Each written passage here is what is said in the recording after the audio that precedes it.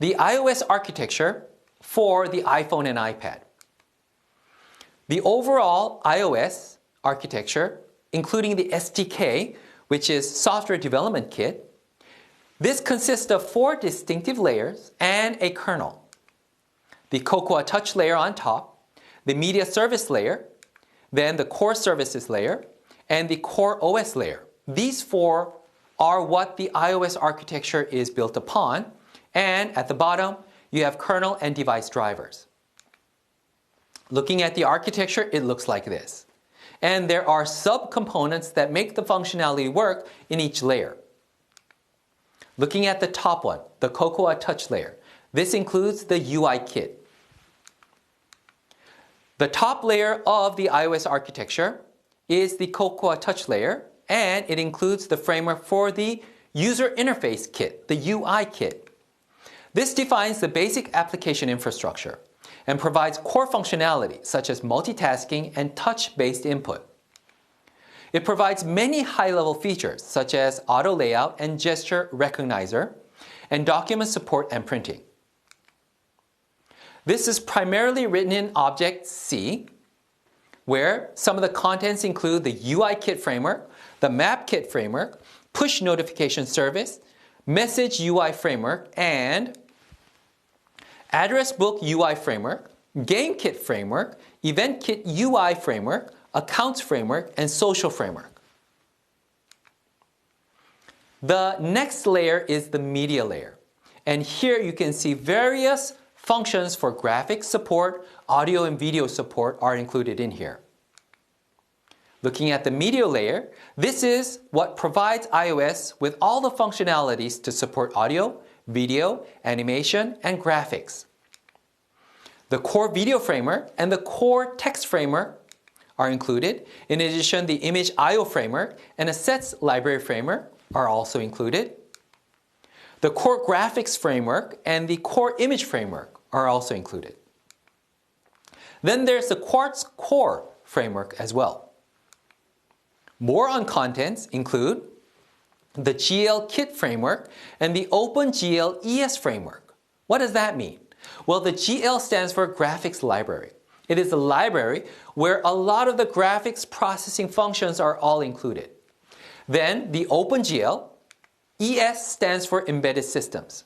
So you can look at the embedded systems and their functionalities, their processing capabilities, and use that as well. The Newsstand Kit framework was also included. And the iOS audio support and audio video foundation framework are also in the media layer. In addition, we have the core audio frameworks and open audio library, in addition to the media player framework and core MIDI framework as well. This is what is in the media layer. Then, going down one layer, we look into the core services, which include the functions to manage the fundamental system services for native iOS applications, such as providing key features for block objects, Grand Central Dispatch, in-app purchase, and iCloud storage. The contents include Foundation Framework and Address Book Framework, as well as Core Function Framework, CF Framework for short, CF Network Framework, as well as Core Data Framework, Core Media Framework, and Core Telephony Framework. In addition, there is an Event Kit framework.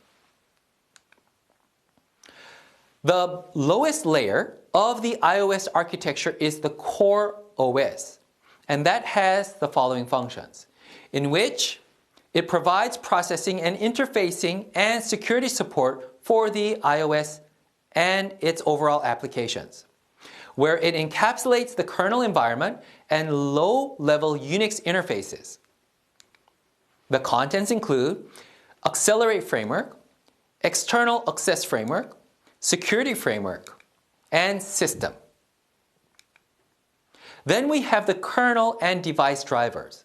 So the iOS is on the kernel and device drivers. The kernel is where it provides processing of the operation threads. In addition, the device drivers enable interfacing with other input-output devices.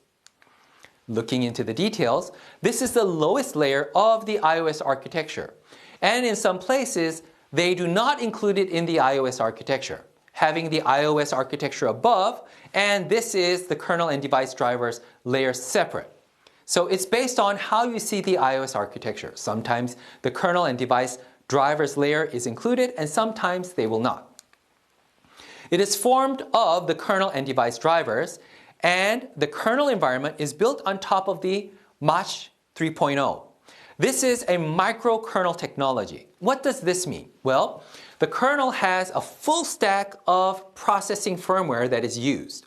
And this interfaces with the CPUs, the chipsets, the GPUs, such that you can get your processing capability.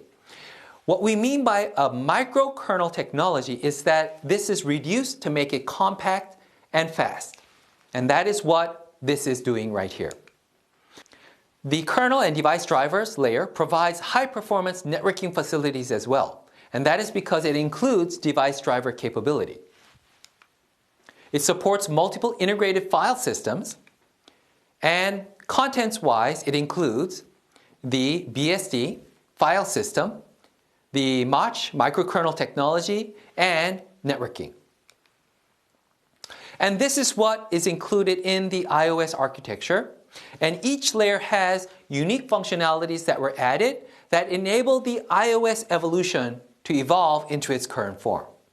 In the next lecture, we'll talk about Android. These are the references that I used, and I recommend them to you. Thank you.